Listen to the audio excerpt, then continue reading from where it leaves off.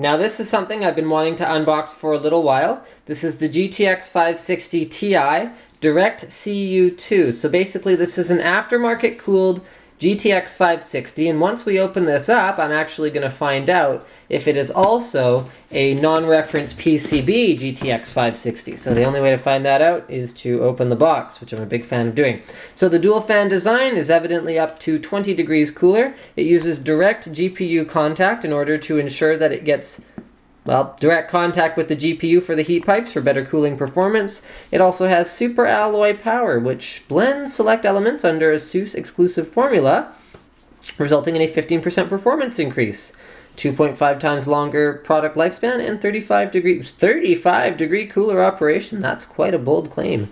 Voltage tweak technology allows you to boost the GPU voltages via ASUS Smart Doctor to achieve up to 50% faster clock speed. Overclocking capability may be varied by different cards and platform. Extreme cooling is required to achieve 50% faster. Okay, something about the card. General technologies, yes, this is a GeForce card, so it does support CUDA, SLI, 3D vision. It supports even 3D Vision Surround when you are in SLI mode.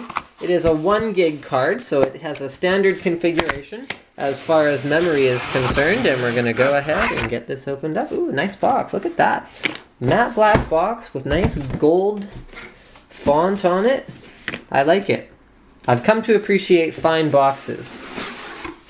Ooh, it gets even nicer when we get inside. Look at that. You know how expensive it is to make a box that's black on both sides? You guys have no idea. Compared to just like a white box or just a plain cardboard box, it's much more expensive. So yeah, ASUS really put everything into the packaging of this product. It's nice to see them care, you know. You can see the card itself is well protected by nice closed cell foam here. Okay, what do we got here? We got video drivers, okay, Gamer OSD, Smart Doctor. Okay, so some ASUS software. Download the latest from the ASUS website instead. Okay, here we've also got a quick setup guide. Ooh, look at that in color. I'm impressed again. Very impressed. Color setup guide. Here we've got our accessory compartment. So that's its own little box. These guys are going after Razer at this point. Well, not quite Razer. Razer's pretty good packaging. So here's kind of a neat thing. This is a mini HDMI to HDMI adapter, and you can see it's actually twisted at a right angle so that plugging an HDMI cable in won't interfere with plugging something into the next over DVI port. Here we've got a DVI to VGA adapter and two dual Molex to single PCIe 6-pin power adapters. Finally, we have the card itself, which does not come in an anti-static bag, so I'm going to go ahead and assume that this is anti-static foam. This is a very nice looking card, I'll tell you guys that right off the bat here, because it has my favorite thing in the world. Well, not my favorite thing in the world, but I really like it. Matte black PCB. Bravo, ASUS. Matte black PCB. Love it, especially with some of the new motherboards out there on the P67 platform featuring matte black PCBs. This would go with it just nicely. You can also see they've got tastefully accented colors to go with their matte black. So there's a little bit of, oh, okay, please don't do that. Cat's trying to steal the foam. He loves foam. He's such a brat. No. No. There. Okay. So they've got tastefully accented colors to go along with the matte black. So you can see the aluminum heatsink here that is part of the direct CU cooler. Right there, you can see where the heat pipe goes. And if I can get exactly the right angle here, you might be able to see where the GPU is down there. There, that's the GPU that you can see through the crack there. Okay, and then they've got a couple of ASUS logos, which are also nice, like silver. One of them's a little bit askew, but we can fix that quite easily. There we go. We've got dual 6-pin PCIe power connectors required to run this board, and we've also got a single SLI connector up here at the top of the PCB. So what that means is that you have support for 2-way SLI, but not 3-way and not 4-way, okay? Dual fans, these both look like 80mm fans, and this is a kind of a unique layout. Okay, so you can see this is kind of neat. It's like kind of a hybrid design. So this is a heatsink. Okay, this is a heatsink with a fan. And then what ASUS has also done, so that directly cools the GPU. There's actually slots in the heatsink, here, here, and here, where it looks like, I'm just gonna look for them. Yeah, it looks like that's to give direct ventilation. Here, I'm gonna try and get a little bit more light for you guys here. To the memory chips. See the memory chips in there? So that gives you direct airflow over the memory chips instead of relying on heat sinks to cool them, which can often just insulate them more than anything else. You see more memory chips here, which are also have direct exposure to airflow.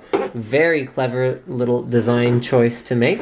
And then what you can see they've done is they've actually put those direct touch heat pipes down there, right over the GPU, and then made a little fin arrangement.